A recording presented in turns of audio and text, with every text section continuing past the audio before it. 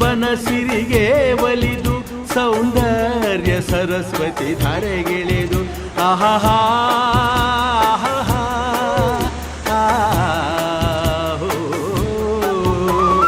ಹರಿಯುವ ನದಿಯಲ್ಲಿ ಜಾಡಿ ಕೂಬನದಲ್ಲಿ ನಲಿಯುತ್ತ ಓಲಾಡಿ ಚೆಲುವಿನ ಬಲೆಯ ಬೀಸಿದಳು ಈ ಗಂಧದ ಗುಡಿಯಲ್ಲಿ ನೆಲೆಸಿದಳು ಇದು ಯಾರ ತಪಸ್ಸಿನ ಫಲವು ಈ ಗಂಗಳು ಮಾಡಿದ ಪುಣ್ಯವೋ ಆಹಾ ನಾವಾಡುವ ನುಡಿಯೇ ಕನ್ನಡ ನುಡಿ